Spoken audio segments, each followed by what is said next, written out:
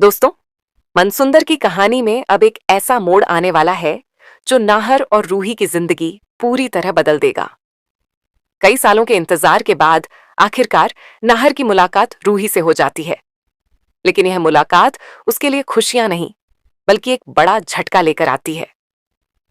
जब नाहर रूही के सामने आता है तो उसे पूरा यकीन होता है कि उसकी पत्नी उसे देखते ही पहचान लेगी। लेकिन ऐसा कुछ भी नहीं होता। रूही नाहर को पहचानने से साफ इनकार कर देती है। वह कहती है कि वह उसे जानती तक नहीं है। यह सुनकर नाहर पूरी तरह टूट जाता है। उसे समझ ही नहीं आता कि आखिर उसकी रूही उसके साथ ऐसा व्यवहार क्यों कर रही है।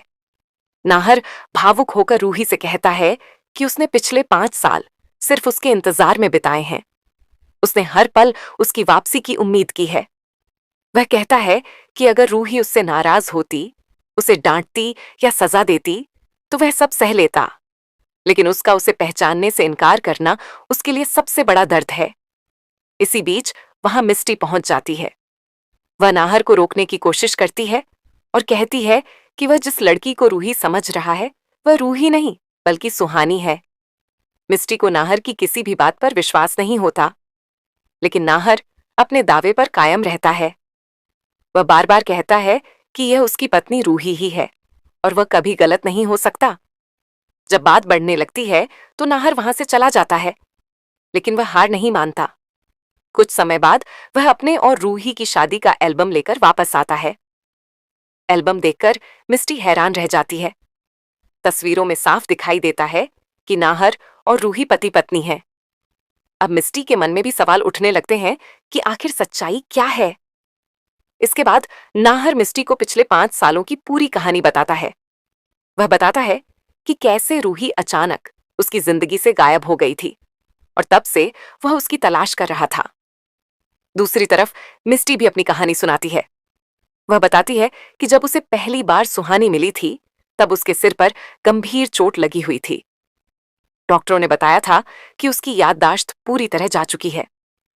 यह सुनकर नाहर को समझ में आता है कि रूही उसे पहचान क्यों नहीं पा रही। दरअसल उसकी याददाश्त चली गई है और उसे अपने अतीत की कोई बात याद नहीं है।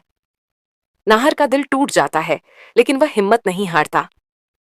मिस्टी नाहर को समझाती है कि अगर वह जबरदस्ती रूही को सब कुछ याद दिलाने की कोशिश करेगा तो शायद बात और बिगड़ सकती है।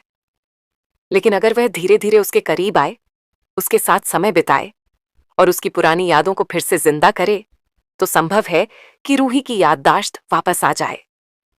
मिस्टी की यह बात नाहर को उम्मीद देती है। वह फैसला करता है कि वह किसी भी कीमत पर रूही की याददाश्त वापस लाकर रहेगा, चाहे उसे कितनी भी मुश्किलों का सामना क्यों न करना पड़े। वह अपनी पत्नी को वापस पाए बिना हार नहीं मानेगा। लेकिन कहानी में असली ट्विस्ट तब आता है जब दादी को इस बात का पता चलता है कि रूही वापस आ चुकी है। हालांकि उसकी याददाश्त अभी भी नहीं लौटी है, लेकिन उसका नाहर की जिंदगी में लौटना दादी के लिए खतरे की घंटी बन जाता है। दादी तुरंत एक नई चाल चलने का फैसला करती है।